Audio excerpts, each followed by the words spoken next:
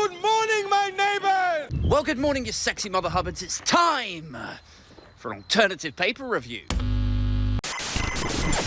First up to the Daily Mirror this morning, where Kate's Uncle Gary has entered the celebrity Big Brother house. Now, you recall only a couple of days ago, Buckingham Palace and Kate's mum and dad were very unhappy about this little arrangement. They were like, why are you going on a reality TV show? You better not start leaking details about Wills and our Kate. Spool forward 36 hours and they can rest easy now, can't they? Because although he is leaking details, it's not anything detrimental to Wills and Kate. It's just bashing Harry and Meghan.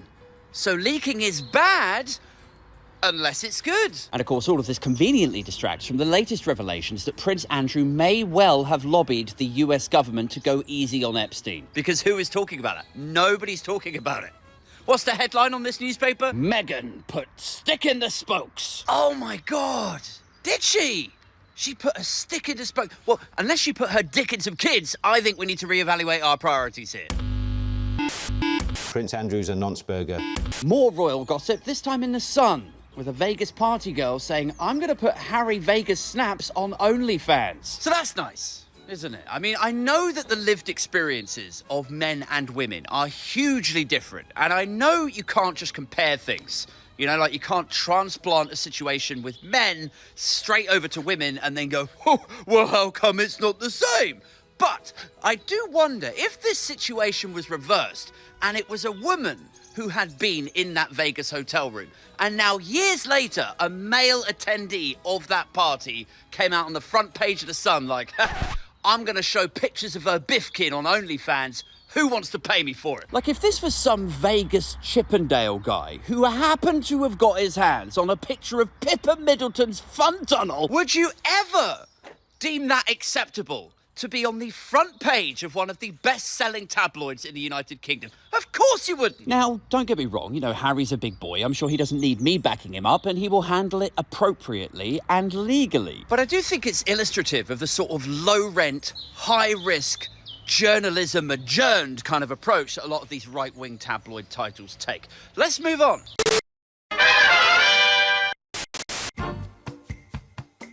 The Daily Express says Hunt's tax cut gamble will put £900 in workers' pockets. 900 quid? Wow, that's quite good, isn't it? £900. I tell you what, here's what you should do. You should times that figure by 12, and then you would have just covered the amount that my mortgage has gone up by. So get back to me, yeah? Over to the Telegraph now. 100 MPs support a bill to block United Arab Emirates from buying the Telegraph. So there's two kinds of people who watch the alternative paper review, right? There's the people who just want to know the stories that are out there, like what's being discussed. What do I think about it, right? That's fine. Then there's the other kind of person who is literally a news and media junkie, and they're also interested in the shadowy figures and institutions behind it that dominate and manipulate the political conversation.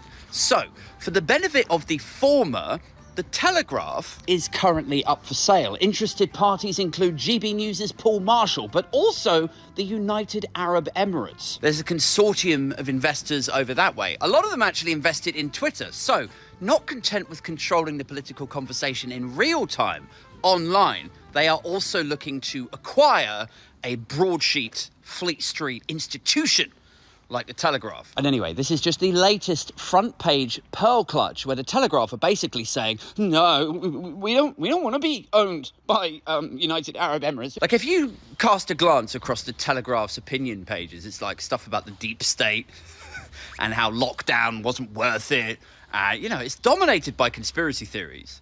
And I would have thought like Paul Marshall of GB News would have been a better fit.